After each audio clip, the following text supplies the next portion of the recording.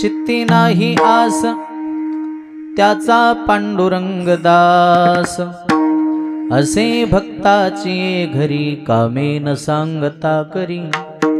अनाथाचा बंधू अंगी असे हा संबंधू, असे भक्ताची घरी कामे न सांगता करी।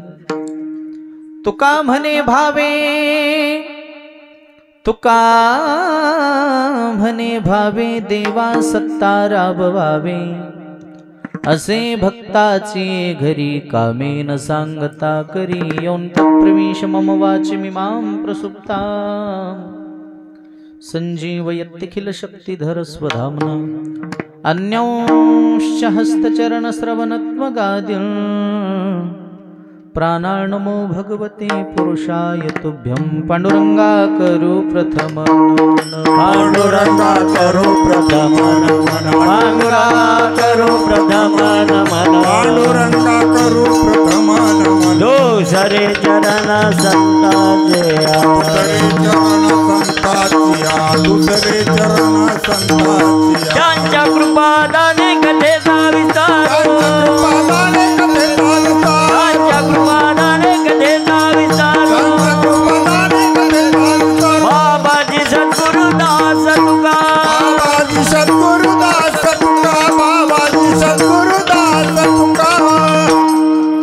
अलंकापुरी रम्यसिंहासनस्थं, पदाम्भोज तेजस्फुरदिक्प्रदेशं। विधीन्द्रादिदेवैः सदा स्तूयमानं, समाधिस्थमूर्तिं भजे ज्ञानदेवं। नमो सद्गुरु तुकया ज्ञानदीपा, नमो सद्गुरु सच्चिदानंदरूपा, नमो सद्गुरु भक्त कल्याणमूर्ती, नमो सद्गुरु भास्करा पूर्णकीर्ती। आता अभिनव वाग्विलासिनी, जे चातुर्यार्थ कला कमिनी, ती शारदा विश्वमोहिनी नमिली मिया। मनोजवं मारुततुल्यवेगं, जितेन्द्रियं बुद्धिमतां वरिष्ठं। वातात्मजं वानरयूथमुख्यं, श्रीरामदूतं शरणं प्रपद्ये। सर्वमङ्गलमाङ्गल्ये शिवे सर्वार्थसाधिके, शरण्ये त्र्यंबके गौरी नारायणी नमोस्तुते आता मज साई हे येथे करावे देवा आता मज साई येथे करावे देवा आता मज साई हे येथे करावे देवा आता मज साई येथे करावे देवा ओगी तुझी सेवा घेई तुझी सेवा सकळ गोवा उगवोनी सकळ गोवा उगवोनी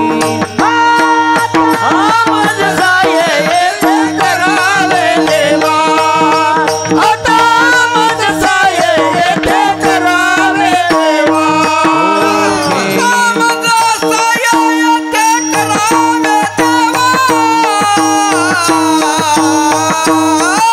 तुझी घेतली सेवा सकळ गोवा उगवोनी तुझी घेतली सेवा सकळ गोवा उगवोनी आता मज साई येथे करावे देवा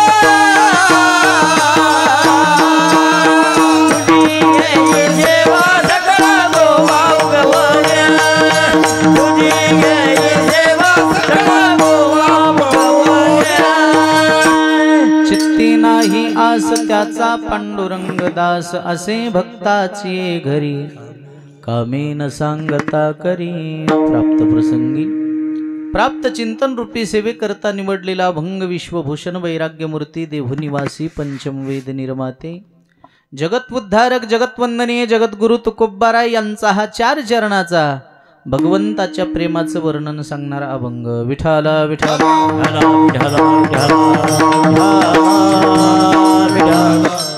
अभंगावर बोलण्यापूर्वी थोडासा परिहार सालाबादप्रमाणे दरवर्षीप्रमाणे याही वर्षी धर्मनाथ बीज उत्सव सोहळा श्रीमद भागवत कथा ज्ञानयज्ञ सोहळा ज्यांनी या कार्यक्रमाची सुरुवात केली आदरणीय वंदनीय प्रातस्मरणीय श्री हरिभक्तीपरायण वैकुंठवासी भागवताचार्य भगवान महाराज पुरी रिडजकर महाराजांनी या कार्यक्रमाची सुरुवात केली।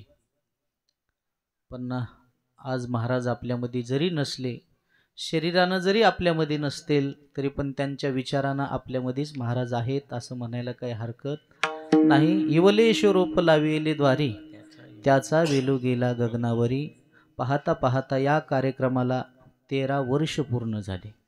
मला वाटते 12 वर्ष कार्यक्रम करून महाराजाचं देहावसान झालं। म्हणजे या कार्यक्रमाचं पुरी महाराजांनी तप पूर्ण केलं। सुरुवात त्यांनी केली आणि तपही कार्यक्रमाचं त्यांनीच केलं। तपपूर्ती सोहळा झाल्याच्या नंतर महाराजांनी देह ठेवला। मला वाटते ते कुठंतरी भाग्यवानच असल्याशिवाय अशा गोष्टी होऊ शकत नाहीत। महाराज आपल्यामध्ये नाहीत तरी पण त्यांची आठवण आल्याशिवाय आपल्याला राहत नाही। गए हुए कभी आते नहीं लेकिन उनकी याद जरूर आती है। म्हणून महाराजांच्या चरणी या नारदाच्या गादीवरून नतमस्तक होतो। ज्यांच्या रसाळ ओजस्वी वाणीतून आपण कथा श्रवण करत आहात आदरणीय वंदनीय श्री हरिभक्तीपरायण भागवताचार्य विजयानंद महाराज सांगेकर व ज्यांनी मला फोनवरून संपर्क केला आणि कार्यक्रमाची तारकी संबंधाने ज्यांनी मला आग्रह केला आदरणीय वंदनीय आमचे मित्र माणिक महाराज रिंगे महाराजांनी खूप आग्रह केला एवढी तारीख घ्यावंच लागती। म्हणलं काय हरकत नाही म्हणून त्यांच्या आग्रहास्तव माझ्याकडे आलेली ही सेवा आहे।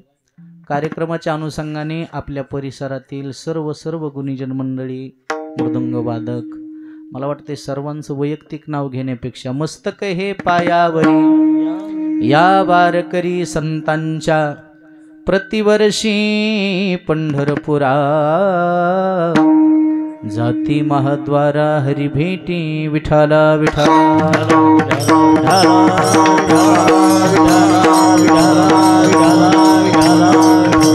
तुकोबारा या भंगातून देवाच्या प्रेमाचं वर्णन करतात। बाबा रे देव कोणावर प्रेम करतो, देव कोणाचा नौकर होतो, देव कोणाचा दास होतो त्या भक्ताचं लक्षण या भंगात सांगितलंय। चित्ती नाही आस त्याचा पांडुरंग दास। दास या शब्दाचा अर्थ नौकर नौकर होतो देव नौकर, पण कोणाचा? ज्याच्या चित्तामध्ये आस नाही त्याचा. विठाला विठाला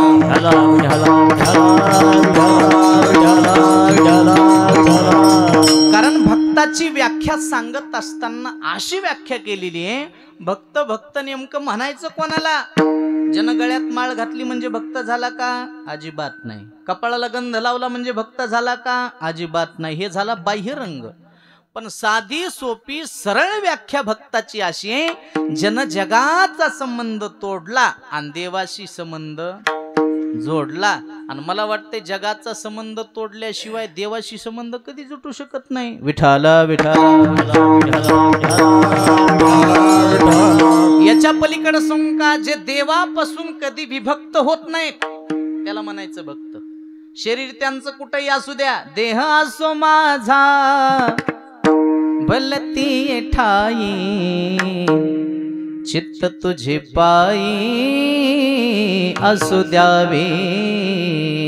चित्त मात्र त्यांचं देवाजवळ असतं आणि देवाजवळ चित्त असलं पाहिजे. मला वाटतं शरीरानं परमार्थ करण्यापेक्षा माणसानं मनानं परमार्थ केला पाहिजे. पंढरपूरला जात असताना शरीर तर घेऊन जात, पण शरीराबरोबर माणसानं मन सुद्धा सोबत नेलं पाहिजे. त्याचा परमार्थ सफल होतो. विठाला विठाला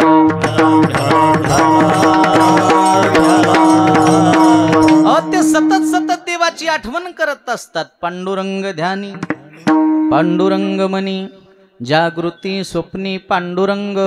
सतत देवाची आठवण आहे, सतत आठवण आहे. मला वाटते तुम्ही आम्ही बी आठवण करतो, करीत नाहीत का? पण खरं सांगा, तुमची आमची आठवण देवाची कधी आहे?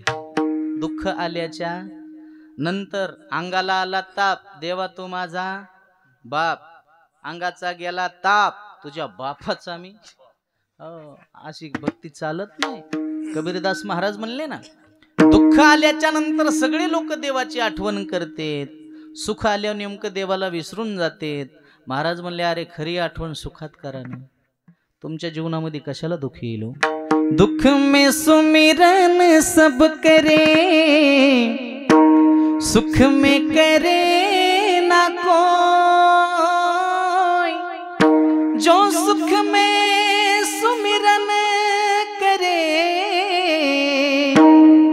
दुख काहे को होए कबीरा, दुःख काहे को होय. दुःख आल्याच्या नंतर देवाला कधी सांगू नका, देवा आमचं दुःख लय मोठं आहे. नाही नाही, दुःखाला सांगा आमचा देव लय मोठा आहे. ये मत कहो खुदा से मेरी मुश्किलें बड़ी है, इन मुश्किलों से कह दो मेरा खुदा बड़ा है.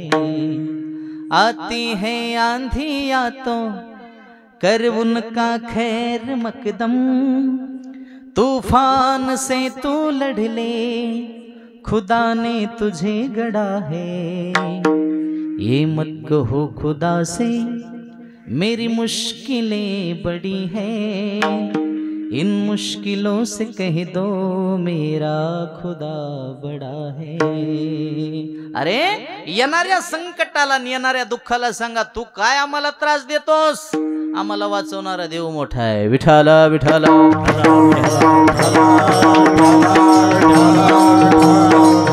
आणि मी नेहमी माझ्या कीर्तनातलं वाक्य गड्या, आपल्या जीवनातलं सुख दुःख देवाला सांगत जात जा. देवा सांगू सुख दुःख, देव निवारील भूक. सुख असो का दुःख असो, आपण देवाला सांगितलं पाहिजे. कोणाला? माणसं नेमकं उलट करतात. माणसं कोणाला सांगतात? माणसाला. माणसाला सांगून काय उपयोग आहे का? अहो माणसाला दुःख नका सांगत जात जाऊ, बऱ्याच माणसाला बरं वाटत असते. याला तसंच पाहिजे म्हणते. बरं, ज्या माणसाजवळ तुम्ही दुःख व्यक्त करतात त्या माणसामध्ये ताकद आहे का तुम्हाला दुःखातून बाहेर काढण्याची? नाही. ताकद कोणाजवळ आहे? देवाजवळ. मग आपलं दुःख देवाला सांगावं का माणसाला?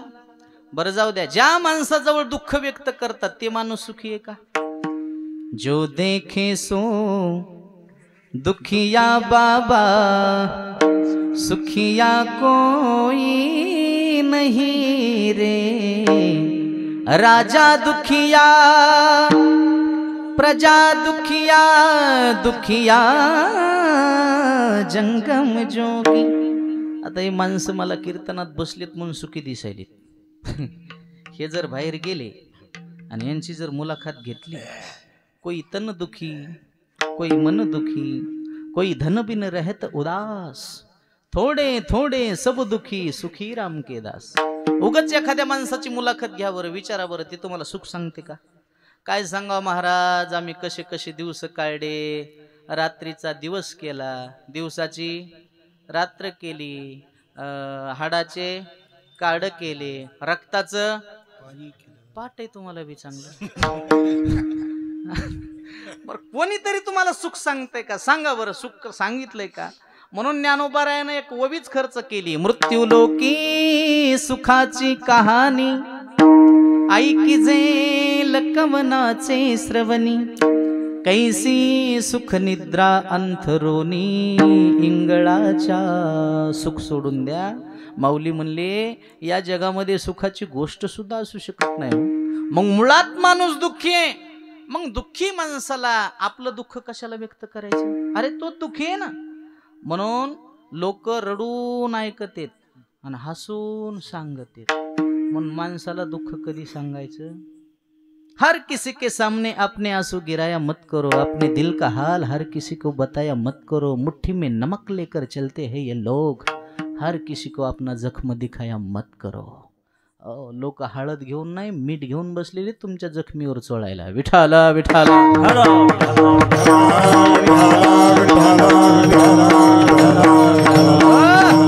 आणि सुखी राहण्याचं वर्म आहे. जाऊ द्या, सुखी व्हायला काही जास्त लागत नाही गड्या. सुखी राहण्याचं पहिलं वर्म आहे. दुसऱ्याच्या सुखामध्ये सुख मानान, दुसऱ्याच्या दुःखामध्ये. पण सध्याच्या काळातलं जर सर्वे केला ना, माणसं स्वतःच्या दुःखानं जेवढे दुःखी नाहीत तेवढे दुसऱ्याच्या सुखानं दुःखी आहेत.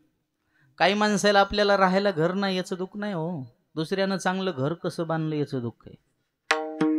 आपला मुलगा दारुड्या आहे, पिणारा आहे याचं दुःख नाही, दुसऱ्याचं पोरग चांगलं कसं निघालं याचं दुःख आहे.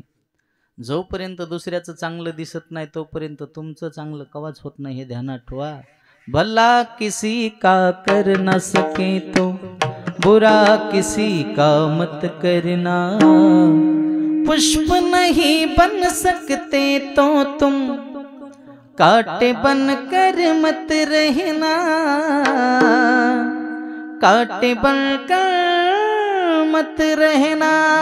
चांगलं होत असेल तर करा, वाईट कधी कोणाचं करू नका. पण वृत्ती झाली माणसाची.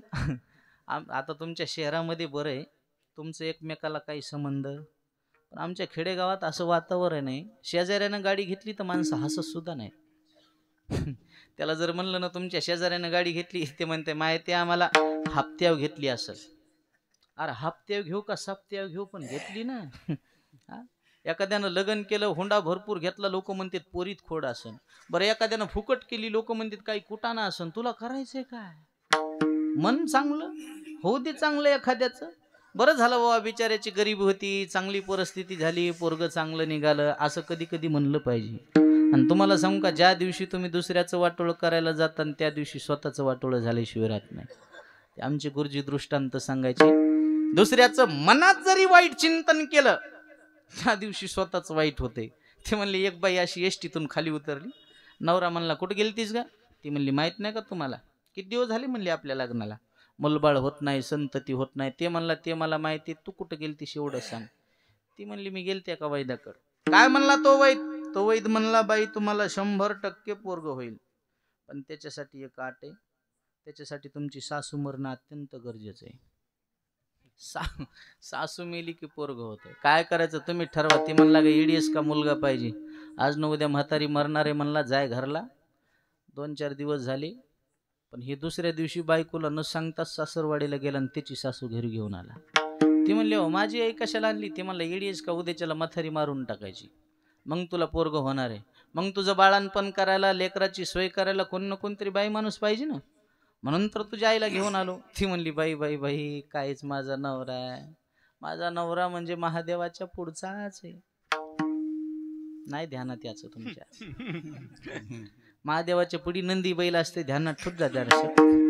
काय नवरा आहे म्हणली.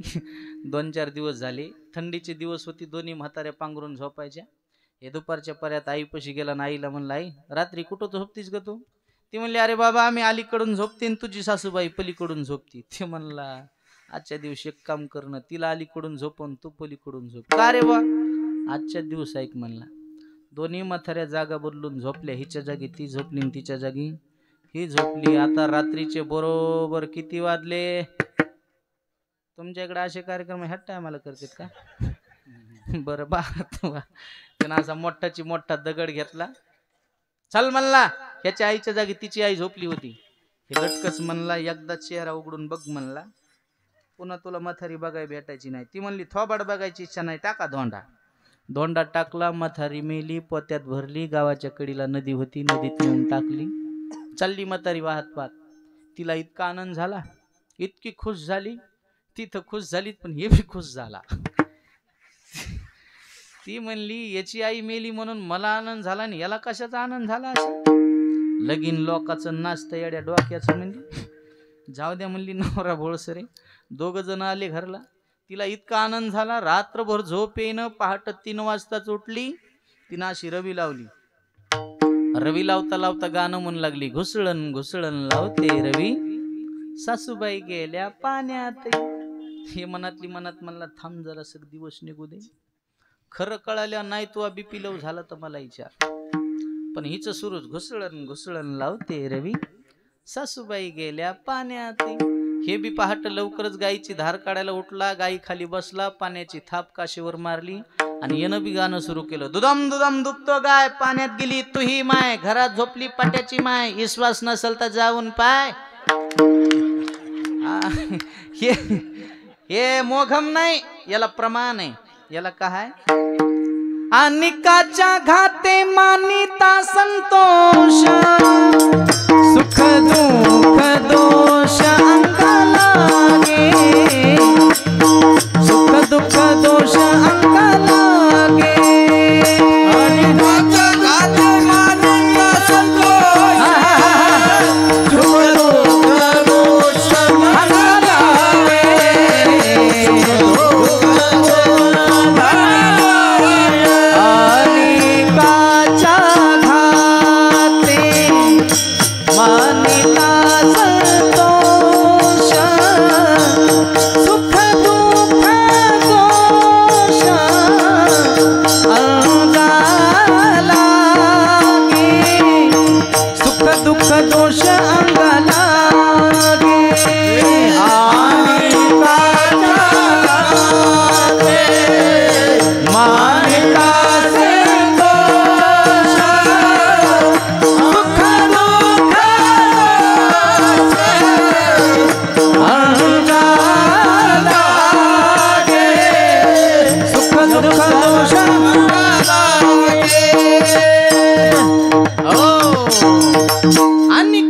घाते मानिता संतोष, सुख दुःख दोष अंगा लागे. दुसऱ्याचं वाटोळ करायला गेल्यावर स्वतःचं वाटोळ होते. कसं होते? जाऊ द्या लांबचं कशाला, एकच उदाहरण सांगतो ना अभंगाव येतो. दुसऱ्याचं मनात वाईट चिंतन केल्यावर स्वतःचं वाईट कसं होते? आमच्या घरचंच उदाहरण सांगतो. मी एक दिवशी 9 ते 11 पुण्यामध्ये कीर्तन केलं. पोते भाऊ लक्ष द्या. 9 ते 11 कीर्तन केलं आणि कीर्तन करून मी पुण्यावरून निघालो. आता सकाळी यायला पहाटेचे 5 वाजले. आता उशिरा आल्या, मी उशिराच उठत असतो, लवकर उठत नाही. लवकर उठणं शक्य बी नाही. सकाळी 8 वाजता आमचा चुलत भाऊ पळत आला मला उठवायला. म्हणला माऊली उठ बरं. म्हणला अरे म्हणलं काय झालं? उठ उठ म्हणला, लय वाईट झालं. अरे म्हणलं झालं काय?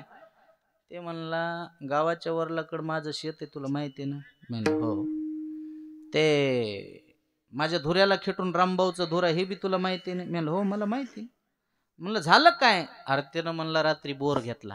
म्हणलं मग? लयच पाणी लागलं राव म्हणला त्याला. म्हणलं मग लागू दे ना, काय झालं? लयच पाणी लागलं राव म्हणला, रात्रभर जेवण गेलं नाही रे म्हणला मला, म्हणजे त्याला पाणी लागल्यामुळं. अरे झोप आली नाही म्हणला रात्रभर. अरे म्हणलं तुझ्या शेजाऱ्याला पाणी लागलं चांगलं झालं, तुझ्या कापसाला 1-2 पाणी दे. नाही त्याला लागलं मला कसं काय नाही. म्हणलं मग आपल्याला जिरवायची म्हणलं त्याची. म्हणलं काय करायचं? गावात बोरिंगची मशीन आली म्हणला, चल म्हणला तू पाणी सांग आपल्या शेतात. म्हणलं मला पाणी कळत नाही. ते म्हणला एवढ्या गावचं पाणी प्याला ना तू, तुला पाणी कळत नाही का? अरे म्हणलं मला पाणी कळत नाही बुवा, मला पाणी कळत आहे पण तहान लागले, एक तांब्या प्याचं का अर्धा तांब्या प्याचं इतकंच कळत आहे, ह्याच्या पलीकडे कळत नाही. आणि मला जमिनीच्या खाल्लं दिसल्यावर मी कीर्तन करीत कायला फिरू? नाही नाही कळत आहे म्हणलं तुला, चाल. त्यानं बळच मला शेतात नेलं. नारळ, गुलाल, अक्षदा सगळं घेतलं. नारळ असं खाली ठेवलं. मला म्हणला सांग पाणी. अरे मी आणलं मला खरंच कळत नाही रे. त्याच्या लक्षात याला काय लागते. त्यानं खिशात हात घातला. 500-500च्या 50 नोटी काढल्या, नारळा ठुल्या. आता सांग म्हणला पाणी. मी म्हणला आता जरा जरा कळायले मला पाणी. आता तितके पैसे पाहिले मला कुंकुन बी झरेत दिसायले. आता पाणी कळायलंय आपल्याला. मी असं नारळ उचललं, लक्ष्मी खिशात ठेवली, नारळ असं हातात धरलं. मी पुढी चालायलो आणि ते माया पाठीमागं चालायलंय. आता जिथं पाणी आहे तिथं असं नारळ उभं राहतंय म्हणून मला बी माहित नाही. असं चाललो आणि लईच पाणी असेल तर असं उडी हाणतंय, पण नारळ उडी हाणायच्या आधी मीच उडी हाणायलो. त्याला म्हणलं 100% पाणी गड्या इथं, लईच पाणी आहे म्हणलं इथं. ते म्हणलं ए नुसतं पाणी नको सांगू. मी म्हणलं मग त्याचा पॉइंट हाणता आला पाहिजे. हा त्याचं पाणी बोरचं गेलं पाहिजे म्हणलं. आपण बोर हाणल्यावर म्हणजे याला पाणी लागल्यात आनंद नाही, त्याच्या बोरचं पाणी घालण्यात त्याला आनंद आहे. पण मी बी हुशार माणूस, म्या म्हणलं पाणी तर भरपूर लागते आणि त्याच्या बोरचं पाणी जाते, पण एक आट आहे. म्हणला काय आट आहे? म्हणलं बोर 3000 फूट घ्यावं लागतंय. ओ काही सांगतो म्हणला तू, 3000 फूट कुठं बोर असते का? म्हणलं पाणीच तितक्या खोल आहे. हा काय करा मग? ते म्हणला किती पैसे लागतील रे? म्हणलं तूच हिशोब कर. लागू दे म्हणला काय लागायचं तर. 3 लाख रुपये कापसाचे घरात पडू नयेत. किती नाही नाही म्हणलं तर 2-1 लाखाचा ऊस होते. बायकोला फुल चार्जिंग करून माहेराला पाठीली ती बी काही 1-2 लाखाच्या कमी येत नाही. मोठ्या मेवणीला घुलीलं तर ती बी लाख रुपये देती. तसं काय नाही म्हणलं. लागू दे म्हणला. बोरिंगची मशीन बोलिली. मला म्हणला तू इथंच थांब, पळून जाशील. म्हणलं मला पैसे खाऊ देत नाही गडे. त्यानं बोरिंगची मशीन आणली, बोर सुरू केला. 1000 फूट बोर गेला. 1000 फूट निस्ता फुफुटा, निस्ता फुफुटा. त्याच्या आधी मलाच जास्त घाम आला.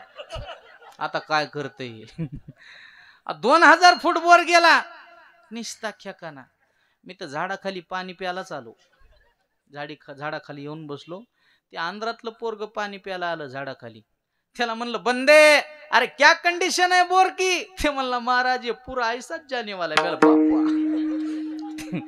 त्याला म्हणलं तुला 200 रुपये देतो, मुकाट्या मला गावात नेऊन सोड मोटरसायकल. त्याला 200 रुपये दिले. त्यानं गावात मला सोड.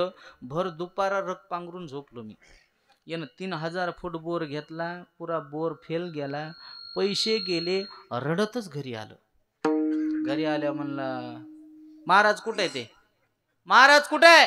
मला हंत का हे महाराज? मी म्हणलं हे पाय मला झोपू दे, रात्री कीर्तन करून आलो. काय झोपू तू राजा म्हणला तू? मग सत्यानाश केलास तू सगळा.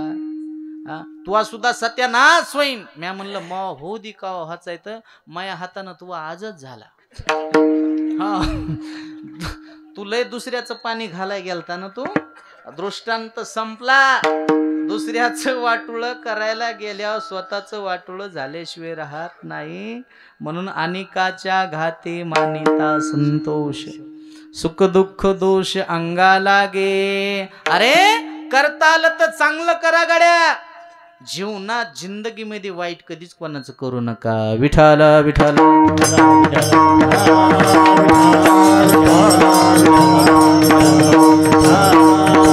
म्हणून देव बाह्यरंग पाहत नाही, अंतरीची घेतो गोडी. पाहे जोडी भावाची. तुम्ही आम्ही बाह्यरंग पाहत होता, आपल्याला कुठं अंतरंग कळते? अहो मार्केटमध्ये नेऊन एखादी वस्तू जरी विकायची असली तरी तिचा बाह्यरंग दाखवावा लागते. म्हणजे पॅकिंग भारी आणि माल किडका. असंच झालंय ना.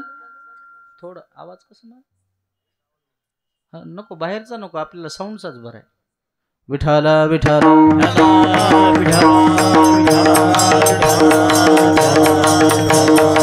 हो तसंच झालंय. हो दुनिया झुकती है, झुकाने वाला. एक दृष्टांत आठवला म्हणून सांगतो. असंच आपलं परभणी सारखं मोठं शहर होतं. दुनिया झुकती है झुकाने वालाच्या. हे लोक कसं फसवतात आहे का. मोठं शहर, शहरामध्ये सोन्याचं दुकान, दुकानाच्या समोर एक गरीब घरातला मुलगा पेन विकण्यासाठी बसला. 5चा 1 10ला 2, 5चा 1 10ला 2. लोक यायचे, लोक म्हणायचे कितीला दिला रे पेन? साहेब 5चा 1 10ला 2. लोक म्हणायचे 10चे 3 दे. गरीबाला लय पाडून मागतात माणसं, श्रीमंताला नाही, गरीबाला. तुमच्या शहरातली बाई आमच्या शेतकऱ्याकडे जर भाजीपाला घ्यायला आली ना, 20 रुपयाची जुडी 10 रुपयाला मागितल्याशिवाय राहत नाही. आणि खरंच जर एखाद्या मॉलमध्ये शॉपिंग करायला गेल्या भाव करतात का? शेतकऱ्याकडं बाया तर लय उरफाट्या काळजाच्या असतात, पाडून मागण्याच्या बाबतीत म्हणायला. पावसाळ्याच्या दिवसात एक बाई छत्रीच्या दुकानावर गेली आणि दुकानदाराला म्हणली, दुकानदार कितीला दिली व छत्री? ते म्हणला, बाई 100 रुपयाला. 50 रुपयाला दे म्हणली. ते म्हणलं, बाई 50ला कशी आहे? जाऊ द्या 80 रुपयाला घ्या. नाही 40 रुपयाला दे. ते म्हणलं, बाई काय डोक्यावर पडली का काय तू?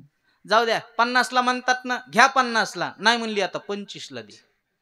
त्या दुकानदाराला राग आला. ते म्हणला, बाई 25 तरी कशाला देतीस, फुकट घेऊन जाय ना. म्हणली, मग 2 दे.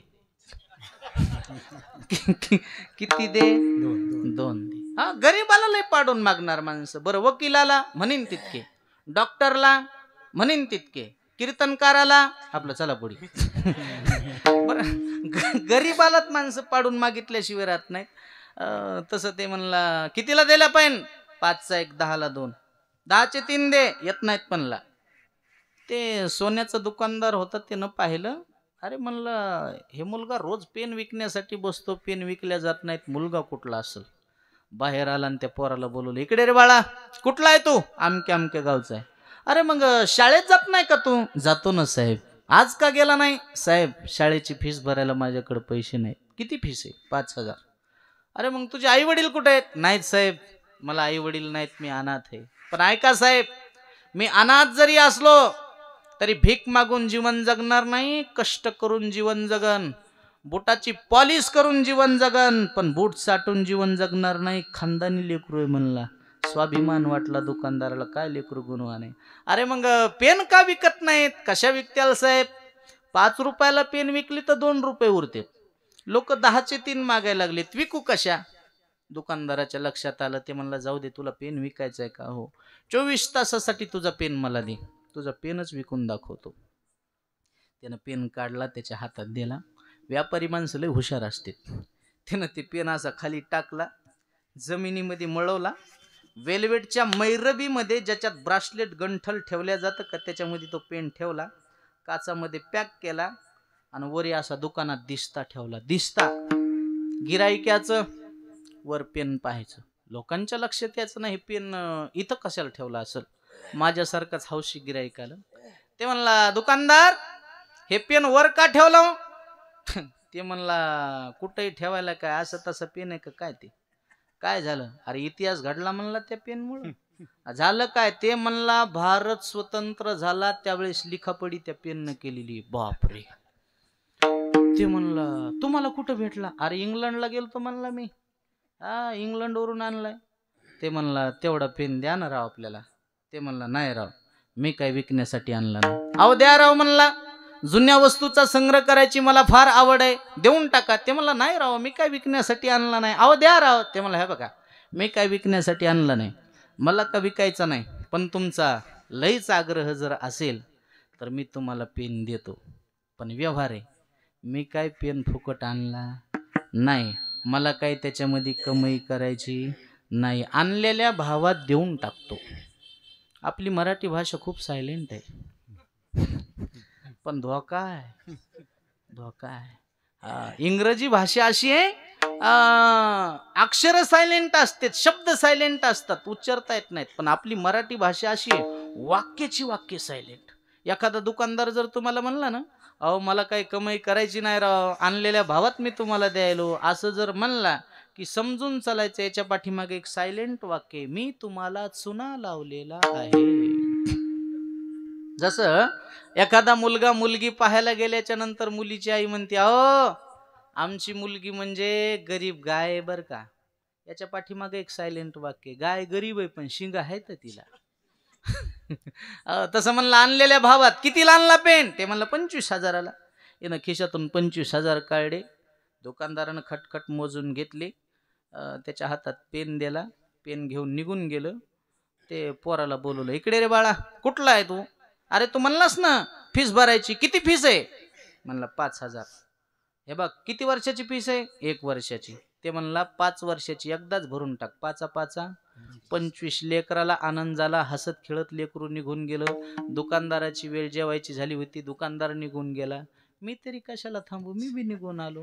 माझा दृष्टांत संपला. पेन कितीचा होता? 5 रुपयाचा. विकला कितीला? 25,000ला. विकला कशामुळं? पेनचा दिखावा केल्या दुनिया झुकती है, झुकाने वाला चाहिए. विठाला